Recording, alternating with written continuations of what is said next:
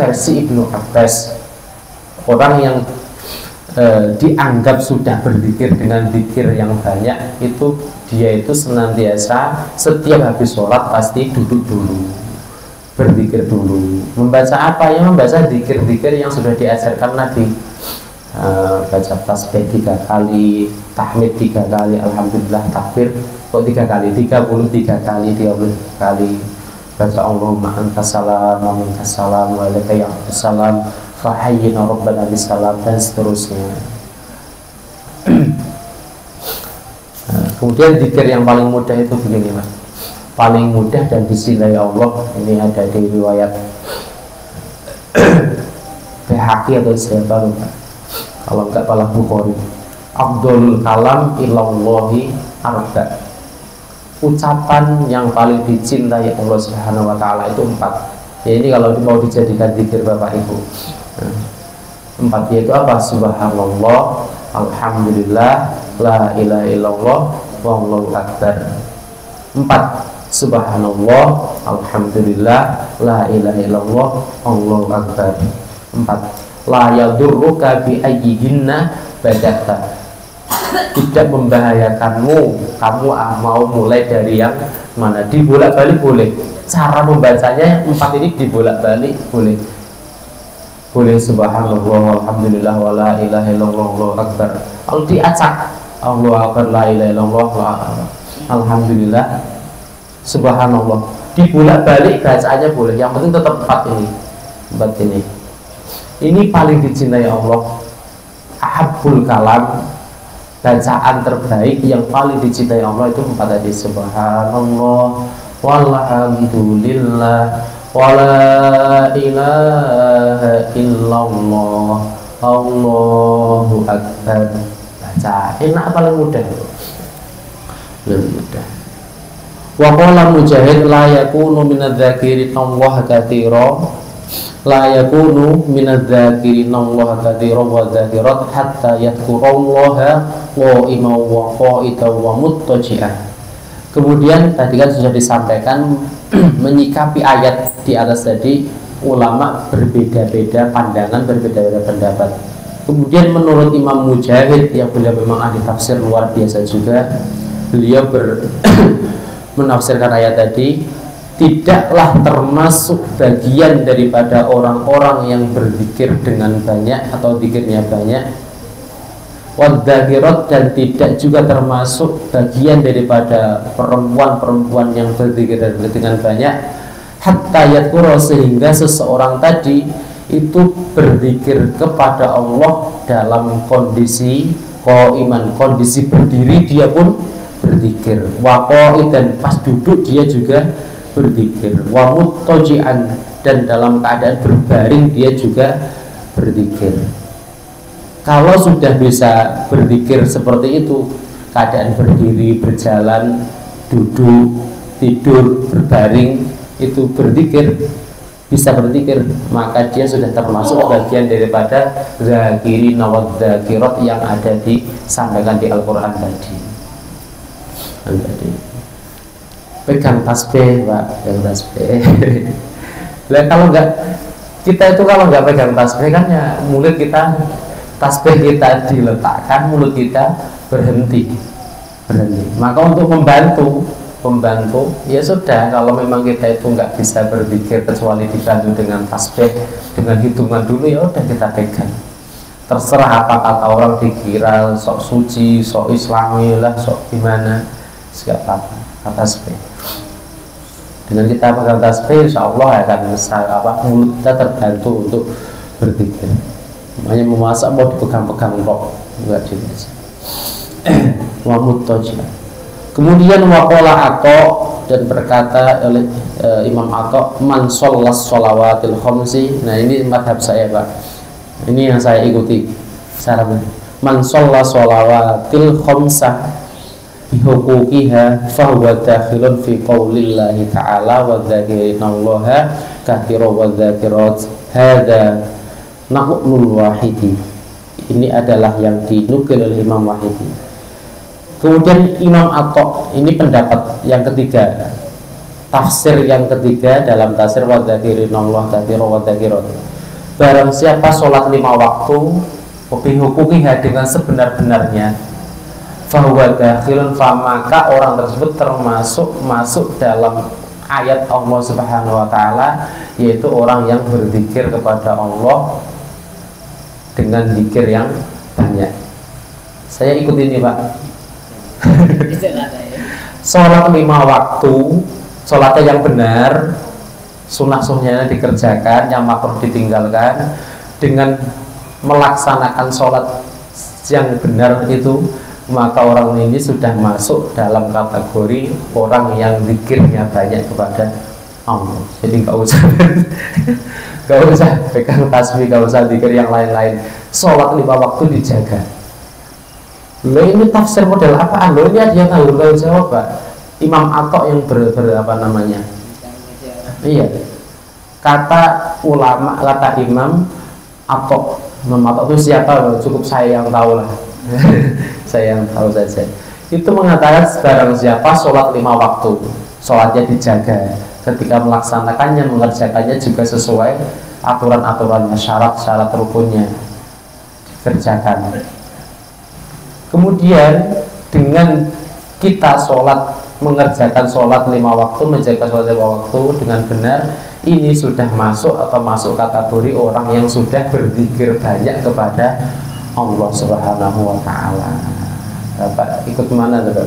Ikut yang zikirnya tiap pagi, tiap sore, tiap hendak mau tidur, bangun tidur, dalam kondisi apapun berzikir, ikut termasuk bagian daripada orang yang berzikir dengan banyak. Atau ikut tafsirnya Imam Atok yang mengatakan barang siapa menjaga sholat 5 waktu, sudah sama dengan dia itu termasuk orang yang berzikir banyak kepada Allah Subhanahu wa taala. Itu dua-duanya semuanya benar. Ya benar. Intinya apa? Intinya jangan kok kita nggak berzikir gitu aja lah. Zikir. Yang memberi hidup kita Allah, yang kita ingat malah duit, yang kita ingat malah jabatan, yang kita ingat malah dunia terus, itu kan nggak nyambung, Anda nggak bersyukur gitu. Hadirin yang dimuliakan Allah Subhanahu wa taala, sedikit lagi. Wa qad jaa fi hadithi Abi Sa'id Al-Khudri qala Rasul, qala berkata siapa Abi Sa'id, qala bersabda siapa Rasulullah sallallahu alaihi wasallam, idza ayqadar rajulu ahlahu minal laili fa shallaya aw shalla rak'ataini jami'an kutiba fi dzakirinallaha katsiran wa dzakirat. Ketika seorang laki-laki atau suami itu ayqadha, membangunkan istrinya, atau ahlah itu umum keluarganya, bapak-bapak membangunkan keluarganya, minal laili fa shallaya, malam-malam jam 2, jam 3 semuanya dibangunkan, istrinya dibangunkan, anaknya dibangunkan, dan anggota keluarganya dibangunkan semua. Fasol layak, kemudian mereka sholat. Ausol larok ini, atau dia setelah membangunkan nggak ada yang mau yang bangun, dia sholat sendiri. Rok ini 2 rakaat. Jami'an kutiba, maka keduanya suami istri tadi kutiba fidzakirin, dicatat oleh Allah Subhanahu wa taala masuk dalam golongan orang-orang yang zakirin, orang-orang yang berzikir atau ingat kepada Allah katsira wadzakirat. Dan yang perempuan juga dicatat, atau istrinya dicatat bagian daripada orang perempuan yang banyak berzikir kepada Allah Subhanahu wa taala. Jadi intinya tafsirnya ayat yang dimaksud orang yang zikirnya banyak itu ya, penafsirannya, pemahamannya juga banyak sekali ini. Ternyata orang yang suka bangun malam itu juga termasuk orang yang sudah berzikir kepada Allah. Nanti praktekkan Pak, ibu-ibu, atau kebalikannya, ibu-ibu yang membangunkan suaminya. Bangun untuk sholat loh Bu, bukan untuk kan. Itu sholat. Nanti setelah sholat lah itu baru tujuan kedua apa, terserah. Itu juga zikir Bu, ibadah Bu. jenengan mohon maaf kumpul dengan istri, menggauli istri, itu bagikan membunuh berapa? 1000 orang kafir. Pahalanya itu, pahalanya. Hada haditsun masyhurun rawahu Abu Dawud. Hadis ini termasuk hadis yang masyhur, statusnya masyhur, yang diriwayatkan oleh Abu Dawud dan Imam Nasai dan Imam Ibnu Majah dalam kitab sunnah-sunnahnya, kitab hadisnya.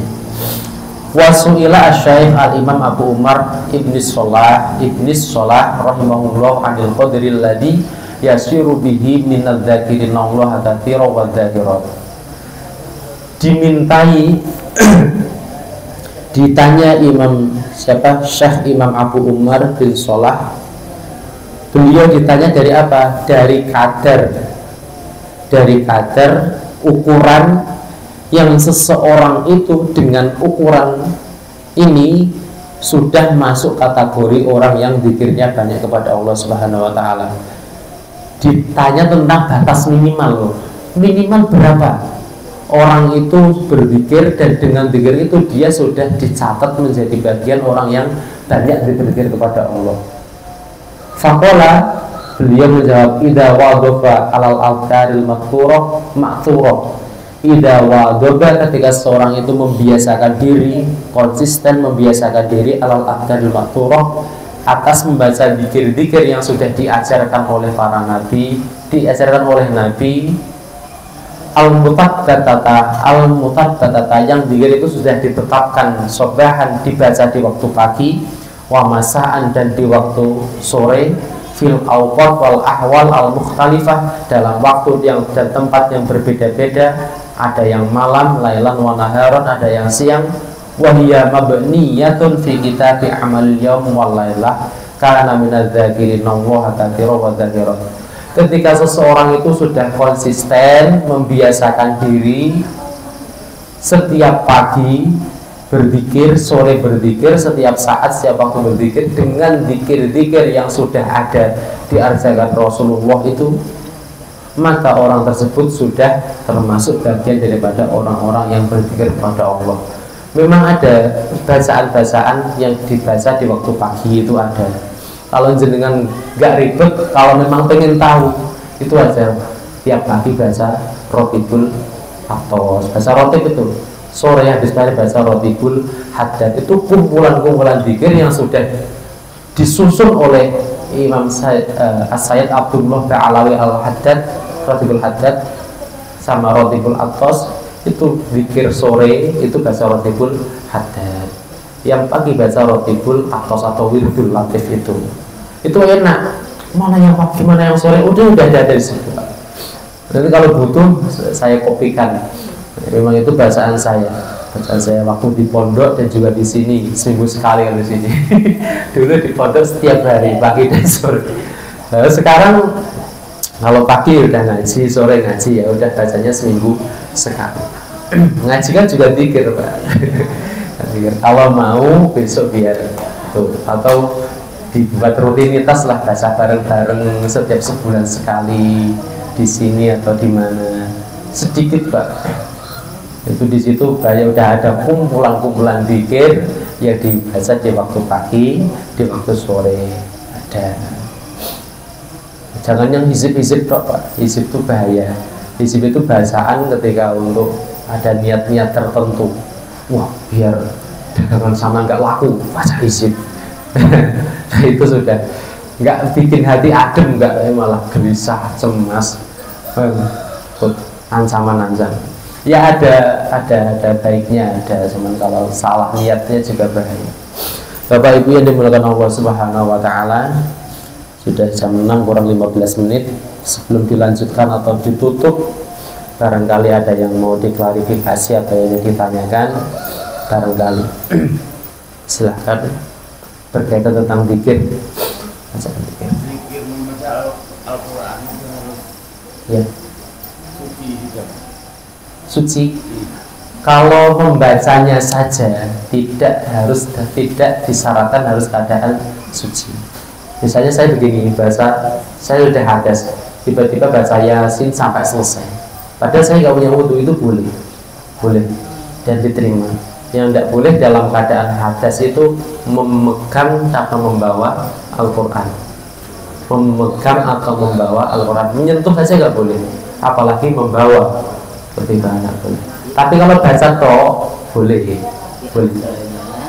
Kalau afdolnya ya baiknya dalam keadaan suci, pakaiannya rapi, menghadap kiblat, pakai pakaian yang sopan, ya itu afdolnya. Tapi kalau baca tok ya boleh tidak dalam keadaan suci. Wah, saya itu sering kalau dari rumah ke sini itu kadang ya baca Waqiah selesai, baca Tabarok selesai. Kadang yang sudah hadas, Pak, surat Al-Mulk itu kalau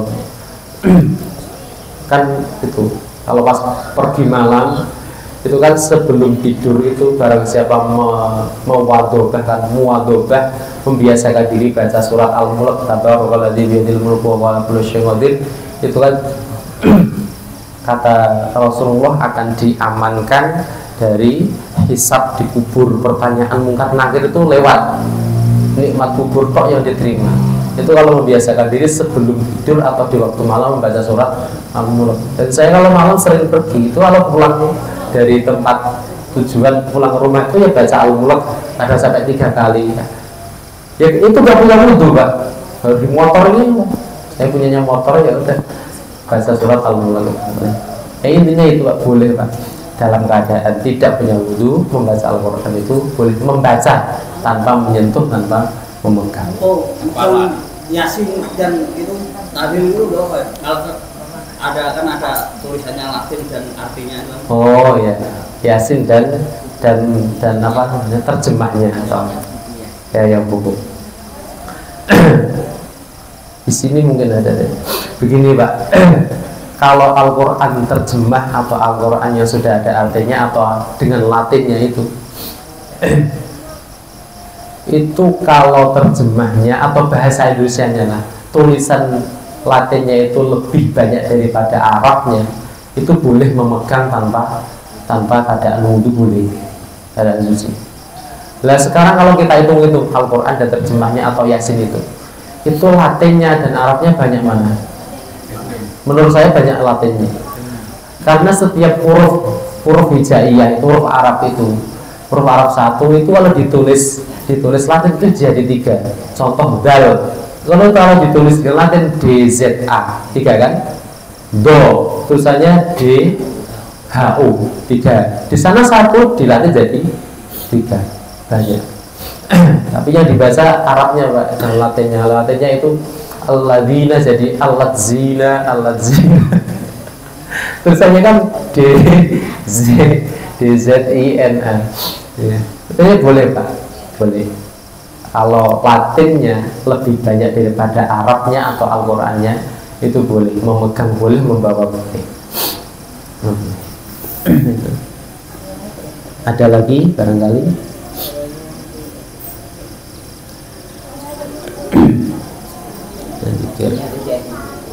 Cukup ya Pak? Alhamdulillah. Alhamdulillahirrahmanirrahim. Alhamdulillah kajian pagi kita telah kita laksanakan bersama. Semoga menambah keilmuan kita, menambah wawasan kita, dan menjadikan kita itu roh kita, semangat kita untuk berpikir kepada Allah semakin tinggi, semakin banyak. Amin amin ya rabbal alamin. Sekian dari kami. Wassalamualaikum warahmatullahi wabarakatuh.